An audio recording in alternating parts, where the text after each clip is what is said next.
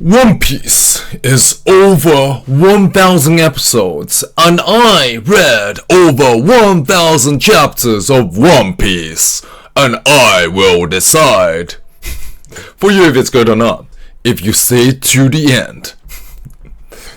If it's good. So okay, I'd already read Naruto.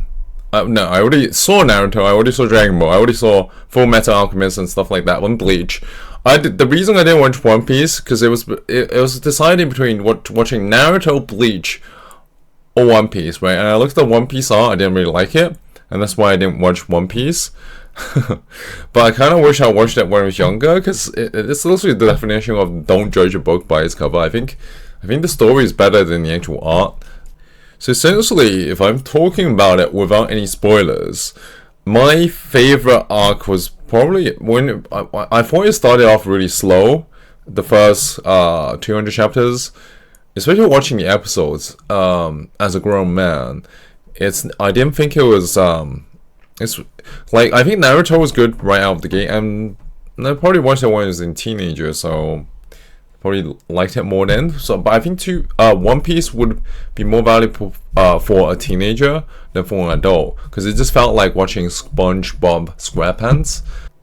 And I think the cartoons felt like stuff you would play on a kid channel essentially. So it's way quicker to just read it. And there's a lot of waffle with certain chapters. So like a random pirate ship attack them, and then they have to decide which crew member to keep, and Chopper gets taken away for like a little bit, and that was a pointless 10 chapters. Stuff like that I find not very enjoyable. But like the Skypiea arc I thought was unique, because I don't know, it's just not what I've ever read. There's nothing like that in Dragon Ball. There's nothing like that in Naruto. So it felt original to me because I've not read an arc like that. I think there's an arc in Naruto where they're on the Turtle Island kind of thing. Zoro, I knew of the character, right? And to be honest, before watching it, I already got spoilers, because I was watching like top 10 moments from One Piece, and he already gave me the Whitebeard moment and the Ace moment. So I already knew what happened to those two. And then I already saw like what happened with Zoro and what's his name? That cyborg character, I forgot his name. That ate the palm fruit thing. I already saw that scene, so that it wasn't extremely cool. But the stuff that I didn't get spoiled on, which I was in, I think it's called Wano arc with the samurais. That was interesting because I didn't get spoiled. I did not get spoiled there with Kaido. I mean, people were saying that One Piece is the masterpiece, right? It's like peak. In my opinion, I think it's similar to Naruto, but the story is completely different. It isn't like if I never read it, my life would be worse. Not really, but it's interesting enough. And I can see why people like it, but at the same time, I didn't think it was significantly better than Dragon Ball or Naruto. It's all similar level. Compared to Bleach, I would say it's better than Bleach in terms of storylines. I think Bleach starts off really well.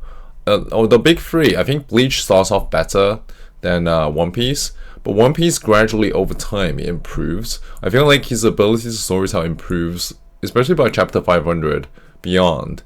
It actually improves a lot. Whereas I think One Piece starts off quite slow for me, and then it gets better later. Whereas Bleach, I think, starts off really well, but then it gets gradually worse because I think the author had health problems. Naruto, I think, it starts off with a bang, and then it's pretty good around the Akatsuki Pain arc, and the last war arc, it was alright. I think the Akatsuki with the Pain Nagato, that was better than, in my opinion, the Nagato part was better than the actual war arc for me. It's cool to see like stuff like some character reappear, but I think the war arc definitely wasn't the best for me, and especially with the final villain. Yeah. Oh yeah, the main reason I read One Piece because I knew the trading card game was popping, so that's also why I got into reading it because I wanted to understand the characters, and just looking at the art was already not that appealing to me. But now I know the story behind the characters, it makes it a little bit more deeper. So I actually know what's going on, like why certain characters maybe are more liked. It's hard to buy and resell stuff if you don't know what the characters are about. I mean, it does have some interesting parts where they said in the story that if a character has the name D, it means they're the enemy of the gods. It's not really a huge spoiler, but I thought that was it's kind of interesting because I feel like maybe One Piece fans would name the children with a middle name D. And yeah, I feel like that would be a thing because I literally thought about it. Imagine if you had the middle name D just because you're a One Piece fan, but I feel like it will be a thing. Oh my god. So overall, to finish it off, you know how long this is already, I don't think it's that long. To finish off, I give it a rating of 7.5 out of 10. I probably give Dragon Ball an 8 or 9. Naruto probably 8. But it's not, I think it's personal preference. So if you found this video entertaining or whatever, interesting, give me a comment or like and subscribe. So thank you for watching. You made it through the video.